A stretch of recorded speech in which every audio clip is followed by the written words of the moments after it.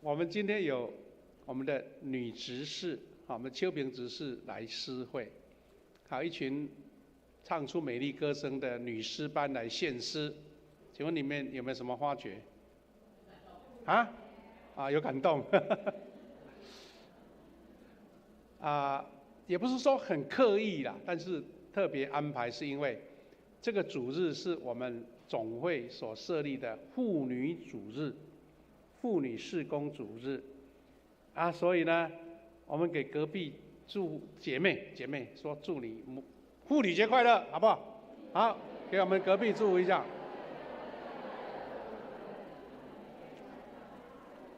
这个是真心诚意的我们的姐妹真的是撑起，不是撑起半边天是撑起2/3的天为什么呢？我们教会虽然没有妇女团契，以前组织妇女团契是因为他们在教会里面有一个侍奉的一个方向，但是我们富强教会在20年前，我们就把妇女团契不是解散了，是转型成小组了那今天我们也是纪念妇女主日，所以我们就在周报报了一个总会的妇女事工的报告让大家知道说，我们教会很注重姐妹妇女。那其实我们教会呢，很值得肯定的今天除了应景的我们的女执事、我们的女诗班来侍奉以外我们前2天我们教会小组长举行一个退休会，那当中我们有我们的硕荣长老呢，他特别整理来报告我们去年我们教会这个兄弟姐妹参加小组事工的一些概况在统计问卷当中有一个数据很有意思，他说我们教会呢，兄弟姐妹跟姐妹他们的比例跟服事，就是姐妹是6成，我们的兄弟是4成。那所以我们每一位弟兄都要跟这些姐妹说谢谢你啦，辛苦你了所以今天我们有女诗班，我们有女执事来诗会，等于是象征了说我们教会很看重我们姐妹的服事，我们也确实是如此那现在我们要分享神的话语，我们现在做祷告，我们再来一起分享。现在父神感谢你，就有今天妇女主日，我们看见有教会在女姐妹一起做服事，有美好的服事，我们献上满满的感谢。因为我们今天的聚会也看见神在我们当中的恩典，似乎这些姐妹、这些妇女，她们在生命当中，她们在工作、家庭以及她们的生活服事，都有神特别满满的恩典在她们身上。我们愿你的圣灵开启我们的心眼，看见神的话语是满满的力量以及祝福。我们这样感恩祷告，奉靠主耶稣基督的圣名祈求，阿们。弟兄姐妹，我们今天应该是这两三个礼拜牧师在分享当中要有一个核心的主题，叫信心信心的主题。那你们一定会知道说，牧师，我们这个基督徒信心就是我们平常很重要的功课没错，就是因为很重要，就像我们每一天要吃饭一样，我们要有营养一样，我们要随时去补充，我们随时要去提醒，我们随时要去补足这个信心在我们身上的功课那我们的题目叫做看见与得着。那你一定会想说这个我们从基础信仰就了解信心是看不见的，怎么会看见呢？那这个就是我们要引起话题啦引起这个话题，为什么信心是看见？我们刚刚不是有一起同心来念这个尼西亚信经吗你知道吗？尼西亚信经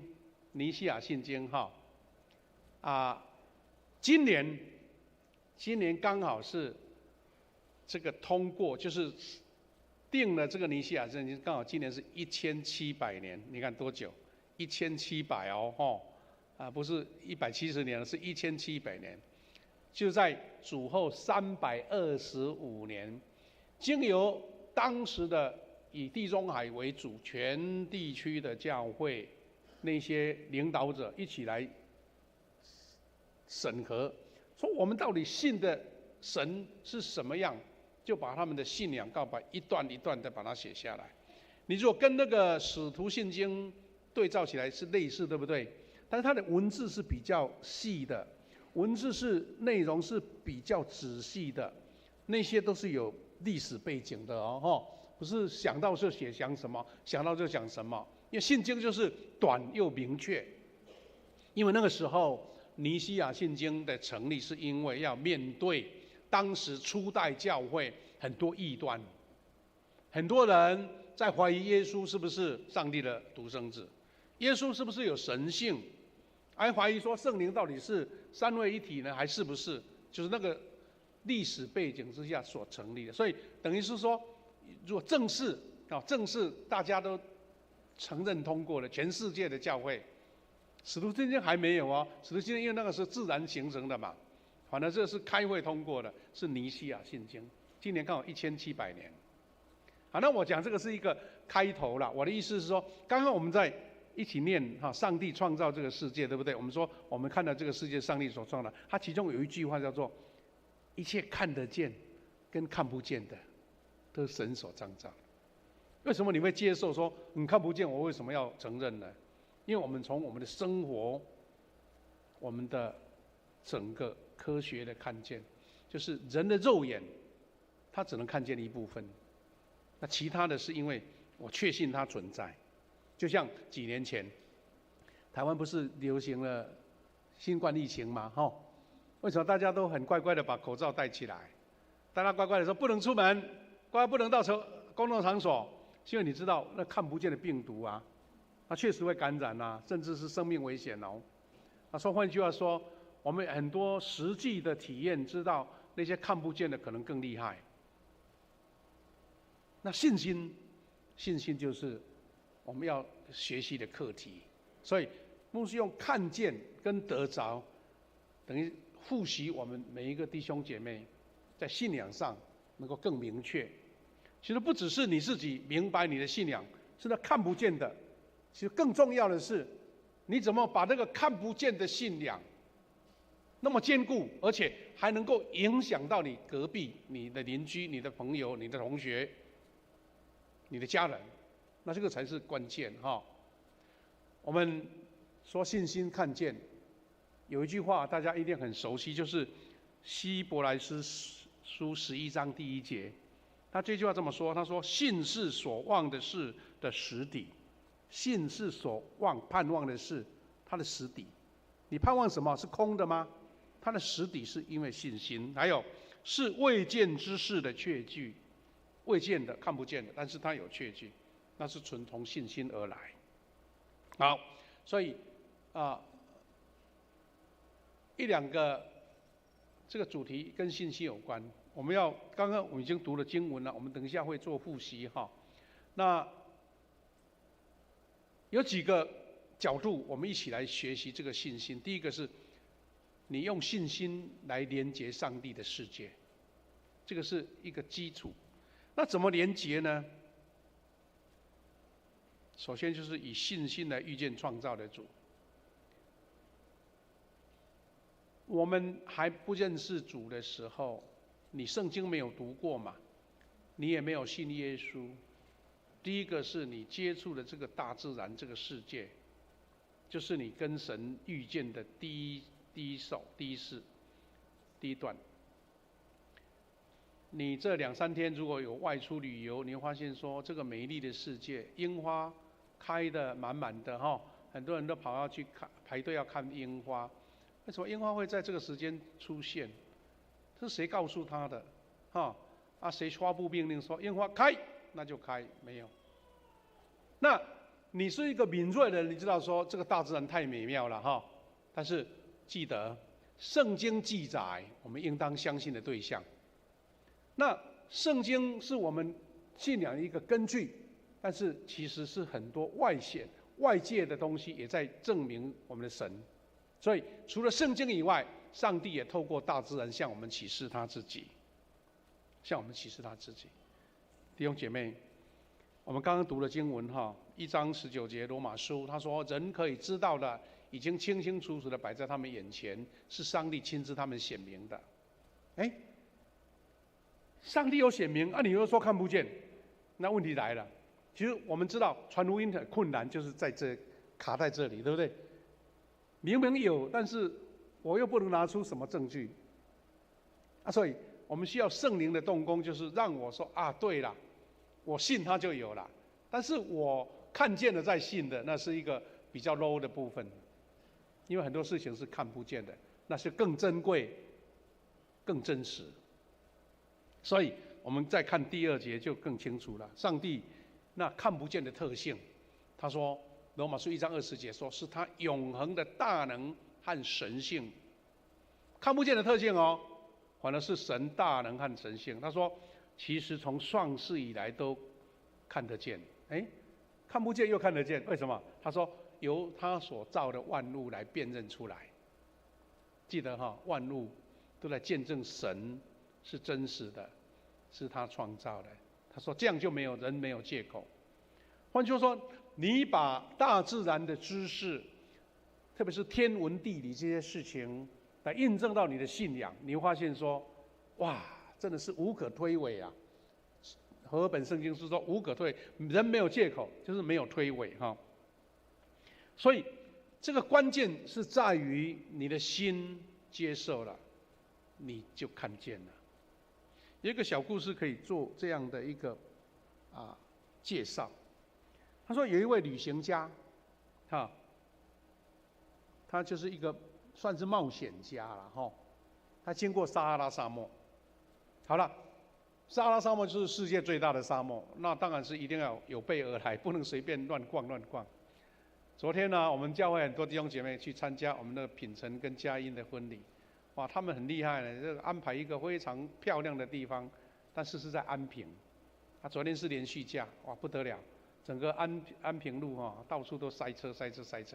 所以我跟瑞平牧师说，我们想好了，我们从小组长的退休会赶回来，那如果开车过去一定被塞在车阵里面，所以我们就骑机车绕。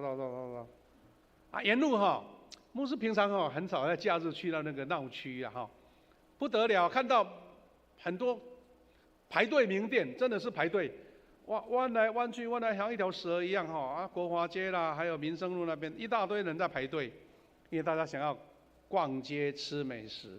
我就说，像这种的旅游这个很轻省有好吃的，有好玩的那台南听说是靠这个来刺激我们的经济的特别是在中西区那边那个老街这个是好玩的大家一起休闲嘛，不错。但是这个旅行家的旅行就不一样，那么叫壮游，对不对？有没有听过壮游？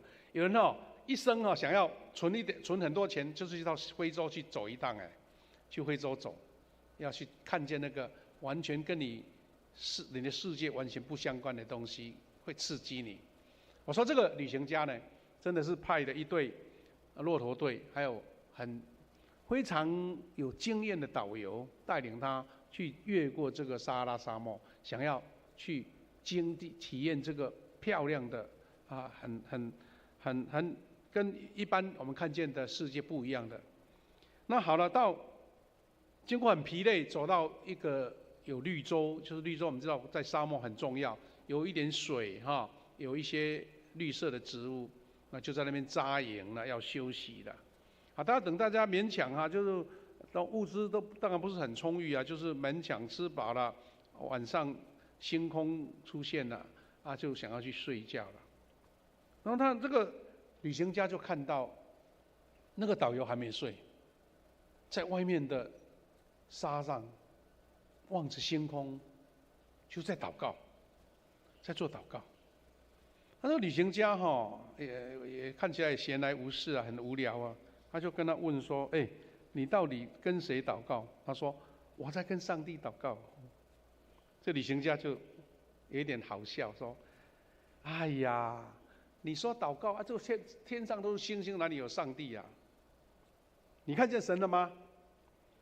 这个导游很坦白说：“没有，我没看见。”他说：“没有看见。”然后这个旅行家好像故意要跟他斗嘴，他就说：那么你能知道上帝是不是存在呢？你有什么逻辑可以告诉我上帝是存在的？跟我说明。我一讲这个旅游的导游他说问倒了，他无言以对。哇，这个旅行家一看到说这个导游讲不出来，哇，就开始得意洋洋的讲，他说：哎呀，告诉你，这个世上根本没有神呢、你出来带领我出来旅游，还不是我钱出给你，你才有办法出来吗？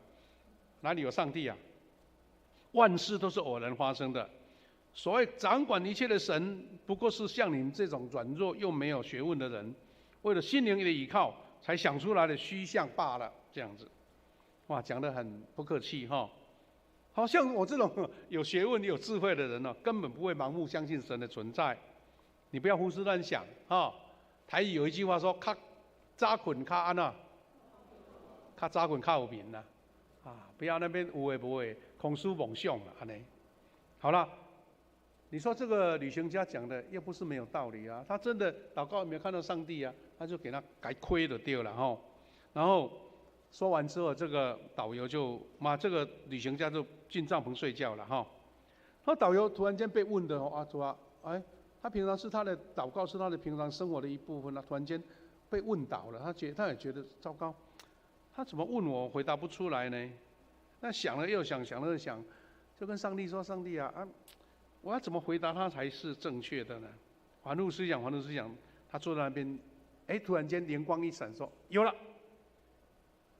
他没有，因为他不会跑去帐篷跟他对话了，也跟他辩论，没有，他就立刻起来，骑着他们的骆驼，开始绕着这个旅行家的帐篷一直绕，绕了几十圈呢，把那个帐篷的附近踏的脚印都踏了一大堆，比那个耶利哥绕7圈还多，好，他绕完了，他就去睡觉了。然后这个旅行家早上一起床，看到那个又多又乱的骆驼脚印，就跟那个导员说：你昨天是不是没有把骆驼的那个绳子绑好？导游回答他说：你怎么知道？你在里面睡觉，你怎么知道骆驼没绑好？你看到骆驼跑来跑去吗？那旅行说：没有啦，我没看到啦。但是他反驳他说：你真的没看到吗？你看，我相信骆驼一定没绑好。你看，沙上到处都是骆驼的脚印，一定是你把绳子绑松了，松掉还是会跑来跑去啊。所以这个时候，这个旅行家就露出他问这个问题很奇怪就哈哈大笑。他就说：你说我没有看见，明明脚印一大堆都是了，很乱的脚印，我虽然没有看到，但我就清楚，因为昨天晚上就沙沙沙的声音，还有一大堆骆驼的脚印。哇，他确实骆驼有在跑来跑去啊。然后这个导游突然间看到了，说：这个就是我要的答案。他说：你在帐篷里面睡觉，你有没有看到骆驼跑来跑去？但是为什么相信骆驼会跑？因为你看到那个脚印。好啦，你说上帝看不见，但是请你看灿烂的阳光和美丽的沙漠，请你看看附近那个绿洲涌出来的水，你看这些青绿的树，听听这所有的鸟叫声，还有你看看这个沙漠里面难得长出来的花，请问这些是不是上帝的脚印？哇！他说：你没有亲眼看见骆驼在帐篷跑来跑去，只看到骆驼的脚印，你就相信昨天晚上确实骆驼跑来跑去。那虽然看不见创造宇宙的真神，但是却看见了神所留下的这些美丽的证据。为何你不相信神的存在？你可以相信骆驼的脚印，为什么不看见这么美丽的世界？这井然有序的星空，难道这个就不是神留下的证据给你看吗？所以这个经文就是在回应我们说，上帝的看不见的特性，他的大能，从创世以来其实是看得见的，因为他借由万物来让我们辨认出来。那所以问题就在于说，有的人他的属灵境界没到那边，他就一直活着，但是都在享受上帝创造的美丽的世界。所以弟兄姐妹，这个就是我们信心的第一步，你要先从你看得见的、观察到的自然世界，去看见神美丽的创造，去印证神的同在，印证神的存在。第二个，我们基督徒既然已经进入到这个教会了，进入到这个信仰，我们最大的根据，是因为我们以信心来遇见这个灵魂的救主，我们的主耶稣。约翰1章18节这样清楚告诉我们说，从来没有人看见上帝。又讲一次了，没有人看见哦，但是只有父怀里的独生子将他表明出来。换句话说，我们看见主耶稣来印证神的存在，因为主耶稣让我们做到这些事情。我们透过主耶稣听见上帝的声音，透过他接触了上帝，透过他跟神与上帝同在。因着耶稣基督，我们就没有理由否认这位活着的上帝。重点在于，我们基督徒已经经历到耶稣基督的救恩了。这段话这样讲，他说：耶稣基督在十架上舍身流血，借此付上代价，他的救赎恩典打动了我们的心。所以这个都是看不见，要不然就历史久远。但是因为你的信，把这样的救恩拉到你的信里面。因为我们人为什么需要相信呢？起先呢，亚当跟夏娃是直接可以跟神面对面的，没有阻隔的，可以通对话的，是看得见神的。但是圣经有记载说，当亚当犯罪以后，我们跟上帝之间就被罪阻隔了，所以我们没有办法到神那边去，神也没办法靠近我们，我们就无法再经历亚当夏娃他们在当时在伊甸园可以跟上帝互通有无。但是感谢主，耶稣基督以他的宝血把我们中间那个隔断的墙，或是把那个深沟把它填满，把隔断的墙来打破了，拆毁了。所以基督徒的第二个脚步，就是我们确信耶稣基督的救赎，让我们信心依靠这位拯救的上帝。而且耶稣基督在2000年前，他升天了，他差了圣灵在我们当中。所以是最后上帝差圣灵来到我们当中，我们借着祷告来到跟上帝的宝座前。所以问题就关键在这里，上帝的大自然，主耶稣基督，再来就是圣灵的同在，所以让这些相信的人，他不只是相信感受，而是你亲自看见。这个信仰是看得见的，因为圣灵用美好的事情来表达出来。我们现在我们的代祷团队一直在征求我们的这个弟兄姐妹能够写见证。好，我们要出第2集的祷告的书，请记得每一位弟兄姐妹他们写，不论是故事多精彩，他的根据就是信。因为我信神的应许，我信神的拯救，我信神的医治，我信神的供应。刚开始的时候是没有任何根据的，是因为你信，所以神就给你了，神就给你了。所以呢，弟兄姐妹，圣灵跟我们同在，这一些祷告的树的所有的见证都是围绕这个信心。那我们从耶稣基督，再来就是我们每一个人都看得见的圣经。第3个步就是以信心来遇见人生的标准，就是信圣经。我们要感谢神，上帝以圣经作为礼物赐给我们，让我们可以透过他的话来聆听他的声音，跟他交通，进而认识我们的主，而且我们才有一个活泼的信心，一个健康的信心，不是一个被迫的，或是勉为其难的，或是很委屈的信心，是你明明白白，这个信是我看得见的。弟兄姐妹，我们怎么样从圣经呢？我们常说相信，相信就是承认上帝的话，对不对？他说如果没有上帝的话语，我们的信心就好像有点虚空了，虚无缥缈。我们说好像在像空气打拳一样，没有扎实。但是因为圣经让我们确信，而且圣经所讲的话都一一在历史呈现出来，包括先知的预言、主耶稣的教导、他的拯救，让我们从这边去看见神的话语是多么的真实。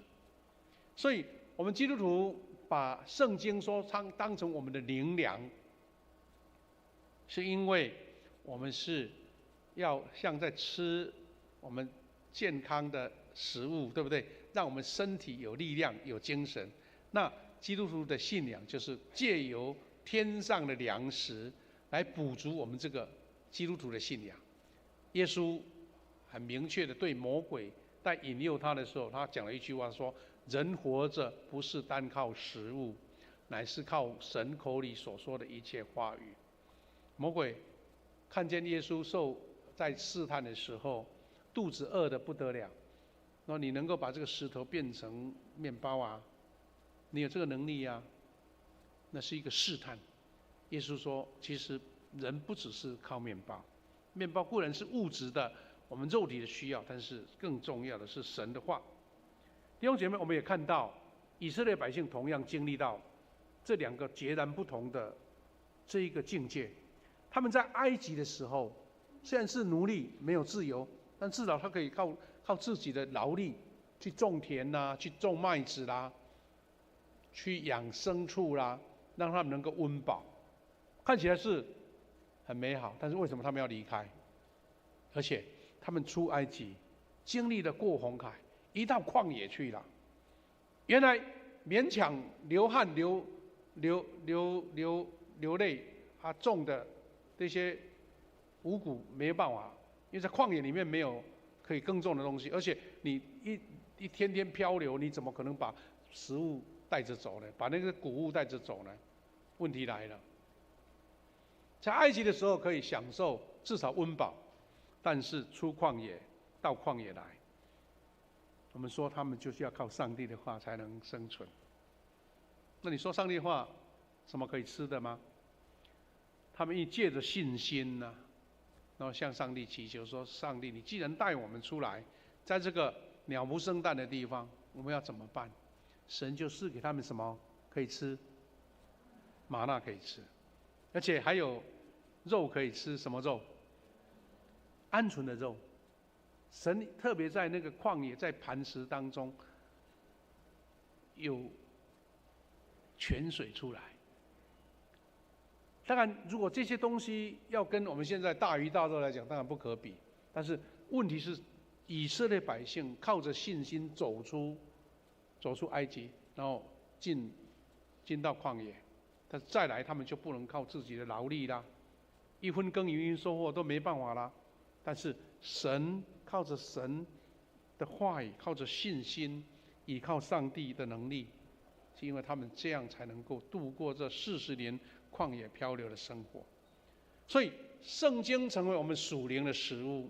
所以我们教会呢，我有一个很大值得感恩的事是，我们教会参与读经、背金句、抄圣经的比例很高很高哎。我们的这2天我们不是举行小组长的灵修会吗？退休会。那我们在分享见证的时候，有小组长说：哇，真特别感恩，因为我们的小组员参加读经、背金句，还有一起分享神的话语的比例好高好高。他觉得这些组员他们已经亲自感受到，享受神的粮食、天上的粮食是多么的宝贝。就像耶稣讲的，人活着不是单靠食物，乃是靠神口里的一切话。所以就是圣经上帝的话语成为信心的根基。所以为什么我们一再不厌其烦的一直邀请、鼓励大家信徒在扎根在神的话语上，然后按着圣经的教训使我们的信心更加的坚固。所以我们就看到，同样是罗马书10章16到17节这样提的，这个信心说是神的赏赐，不是你真的哇你很厉害，是神给你信心哦。他说，只是人没有都听从福音，因为以赛亚说，主啊，我们所传的道，所传有谁信呢？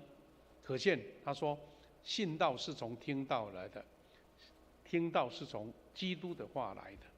你信了这个，他说我所传的有谁信？因为就是他看不见嘛。但是因为你听得到，而且听基督的话，你就会产生信心。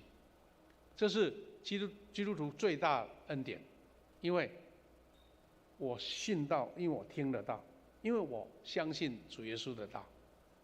所以基督徒在借着这3个段落，我们说从大自然，从耶稣基督，从主的这个话语从这个圣经，我们就经历到神是确确实实真的神。那其实我们还遇到一些要克服的。你说我知道了，但是有很多挑战要克服。就是说，信心是看得见与得着的，但是你必须要通过这个恩典的信心的条件。首先，刚刚我们提起到亚当跟夏娃在伊甸园的时候，他是可以跟神直接沟通的，但是因为罪把他阻隔了。所以我们第一个是基督徒要常常去审视自己啦，我们的信心好像一个视力一个视力到底够不够明确？因为受罪恶病毒感染的亚当被上帝弃绝了，所以我们是亚当的后裔我们的人类也丧失了那个叫做信心的视力信心的视力，甚至有一种描述说，我们有时候信心的视力退化到看不清、全盲的程度。所以我们必须要去厘清，找到恩典的捷径，就是迅速的恢复信心的视力。牧师到这个年纪就经历到了。我记得在几年前牧师的眼睛开始白内障更明显。当时突然间在讲台，我在这边讲到我看前面的那个监视的荧幕的字看不清楚，那时候就很紧张，说那怎么办？要多背一下，要不然就把我的讲稿那个字印的大大的字你们现在年轻人看12号字就很大了，对不对？牧师那个时候弄到18号才看得见，不然怕看错了。所以赶快那个时候就赶快去买了一个平板，因为平板它可以把字放大嘛，对不对？所以一边看那边一边看这边。所以用这种方式，后来感谢主就是很顺利把那个白内障手术了，就恢复了。我们弟兄姐妹很多，现在年龄层越来越年轻更早就开始要白内障要手术了。所以有些弟兄姐妹开完白内障要戴黑的眼镜因为怕太亮那我们常常会很小心在处理我们的眼睛的视力，但其实有时候信心呢，就好像我们这个年纪的有白内障，但是也有年轻的弟兄姐妹，你因为视力用太久了就近视啦，哇，有的900度、1000度都有，重度近视，那你要赶快去调整你的视力，因为你这样才能够生活很正常。那基督徒更重要的是要审视你的信心的眼睛，到底你看不看得见？我们现在手机用的那么普遍，大家很会拍照，手机拿出来就拍。哇，有时候你买手机，其中一个关键是说，这个手机我的镜头够不够焦距好不好？有时候它的价格就是在这边呢。那所以是说，如果突然间还抢着拍，哇，那个照片，电子照片就模糊了，看不清楚了有时候可以后置的把它对焦，但是有的就没办法。那我们基督徒就常常要去审视你自己的视力是不是很清楚、很清晰，看不看得见。所以为什么会说看呢？因为圣经里面常常用看来做信心的比喻。所以我们以信心的眼目来看环境，才能看见上帝和他独生子耶稣基督，而且见证他的话语。不是用肉体的眼睛，而是靠信心的视力，看见神这个背后或是隐藏或是肉眼看不见的那个能力，一直跟你同在。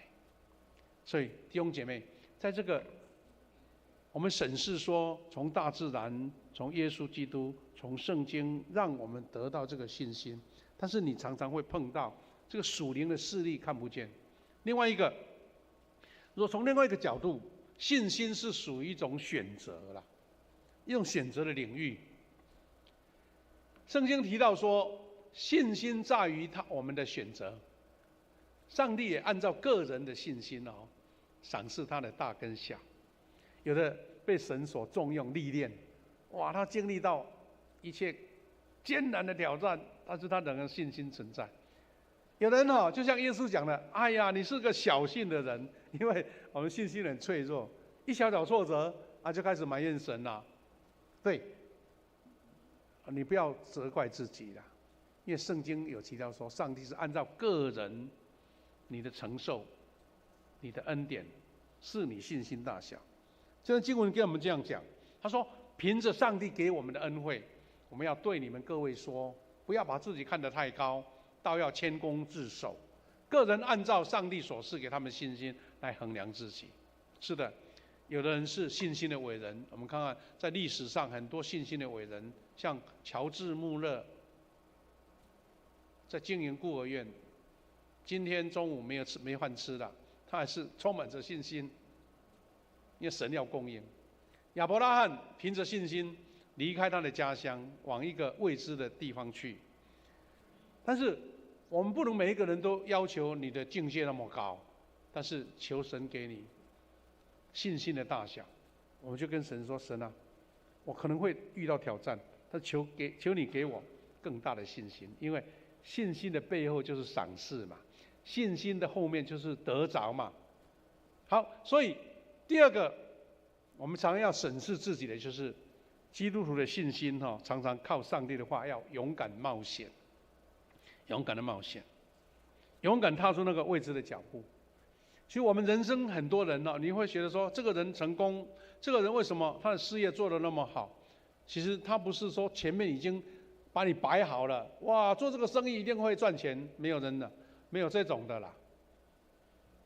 是因为你勇敢踏出那一步，你会审视这个环境，觉得这一种产品或是这一种生意是可以做的，但是不是从天上掉下来，而是你要勇敢踏出去，然后用你的努力去把它实现。信心也是这样子，常常是一种冒险，因为前面是未知的世界。我们要最后举出两个例子，是大家很熟悉的例子，是大卫跟彼得。好，旧约的大卫王，还有耶稣的门徒彼得，他们就是一个勇敢做信心冒险的人。我们都知道，大卫跟以色列的敌人歌利亚对战，从那个战力的评估，从那个力气的大小，完全大卫就不可能啊。就像我们的棒球队我们现在打得不错，对不对？但是刚开始的时候，大家都评估说，中华队一定是不堪一击了大家对他们没什么信心，而且都是年轻的选手。其实从一些客观的数据，大卫跟歌利亚根本是不对等的。但是为什么大卫敢踏出这一步？那就是一个冒险。冒险不是盲目的冒险，是因为他从他的生活经验当中已经经历到上帝的应许，他知道在这个国家危急存亡的时候，他踏出这一步是何等重要。因为刚刚我们提到说，好，我们的台湾队跟外国比赛，人家评估说你可能会输，但是我们最后赢啊。当时的扫罗王所带领的以色列军队也不是弱咖呢，不是，也是常常能征善战的人。但是因为遇到这个更强的敌人歌利亚，他们就退缩了，都躲到后面去了，大家都不敢出战。所以歌利亚还在那边叫战说：“哎，你们都是骂咖，你们都不敢出来，谁要跟我单挑？”但是大卫走出来了，当然他是环顾了他们的国家，在这个危急存亡的时候，没有人出来，整个士气都被打垮，他们的国家就没了。他再怎么努力牧羊都没有用了。所以呢，他画出来是因为他平常就已经经历到这个信心。他在跟扫罗王讲说，平常我在牧羊的时候，一些野兽过来，我就勇敢跟他们征战。我已经经历了好多次这个信心的功课，所以野兽我都打得赢。同样的，这个可怕的敌人，我靠信心也能够打得赢。因为你平常一直在经历信心嘛，不是突然间信心跑出来那么厉害，是因为你经历到。所以大卫跟以色列的敌人歌利亚，他勇敢踏出来，到最后打败这个巨人。这圣经常常是一个很激励我们的故事嘛。但是谁能够证明你这个年轻小伙子可以打败这个能征善战、高大强壮的歌利亚呢？另外故事是我们也很清楚，彼得他说整夜劳力没有打到一条鱼，就在凌晨的时候在船上洗网。那个时候耶稣因为有一群人跟着他，他想要找一个非常好的位置来给他们好好讲天国的道理。我们今天礼拜堂设计的那么好，你看牧师站在这边，大家没有死角可以看到牧师，而且还现在又增加灯光看得更清楚。但耶稣那个时代，野外就是看台啦，所以耶稣就请彼得船借给他，他踏到船上，然后稍微移开一点点，让四周的群众都看得见在海上的耶稣好好的讲天国的道理。然后借完了，耶稣讲完的信息，那个时候太阳刚好照在天上，哇，非常的炎热，也是很亮。这个时候都是渔夫休息的时候，晒网的时候，但是竟然耶稣说：“你到水深之处把网下去打鱼。”好了，这个就是关键来这里了。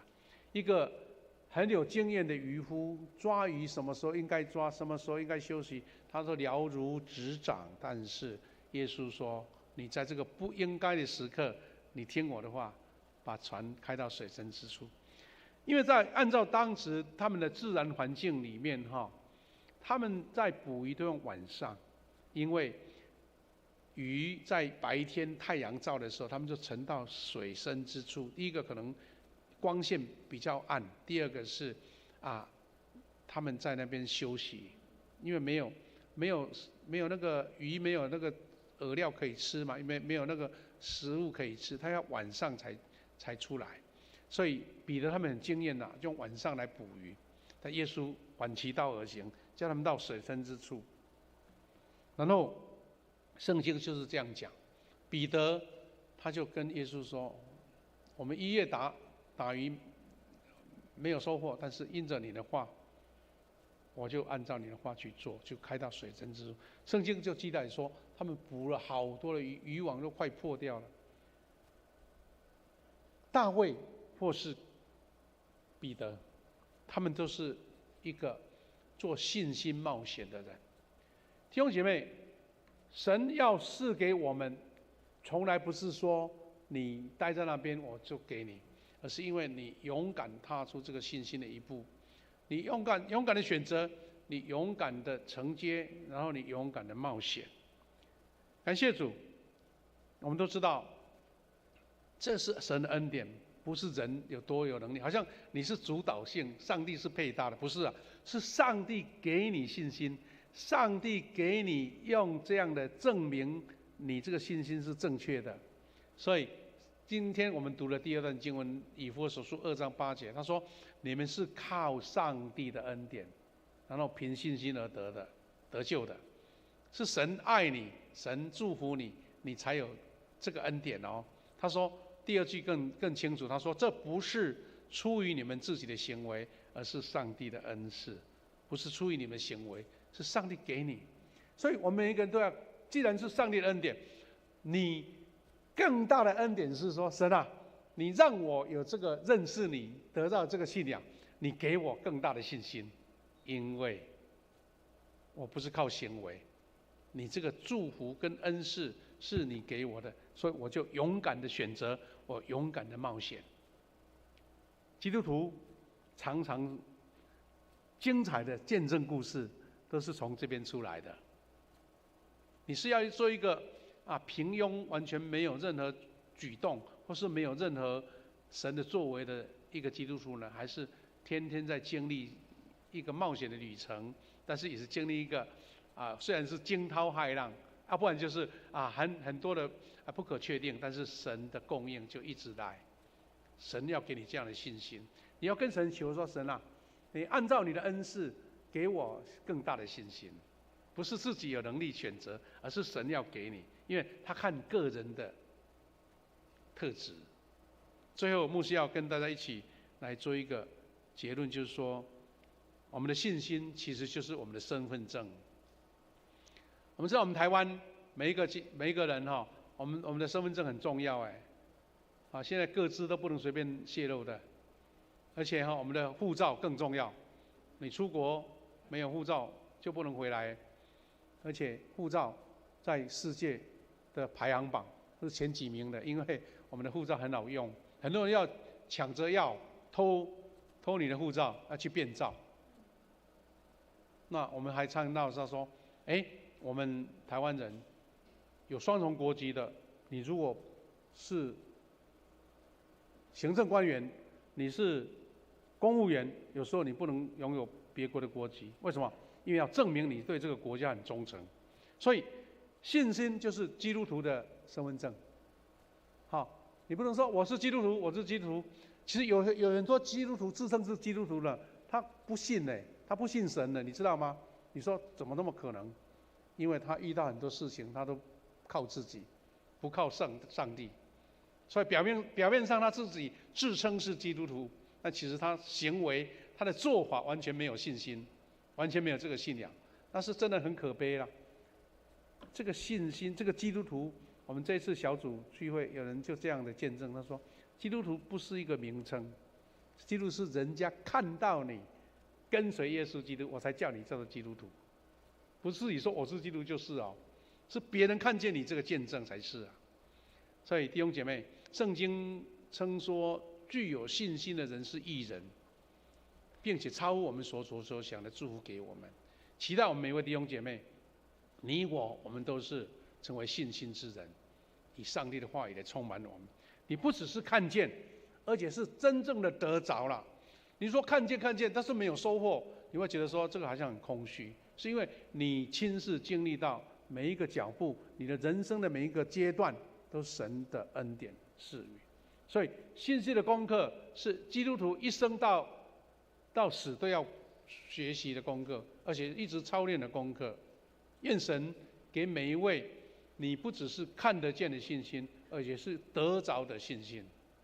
接下来我们现在做祷告，然后我们要借由唱这一首诗歌回应诗，也一起来奉献，这样让我们时间更紧凑牧师要邀请大家来做回应的祷告。第一个，按照我们周报里面所填的这个大纲，你跟神祷告说：神啊，让我从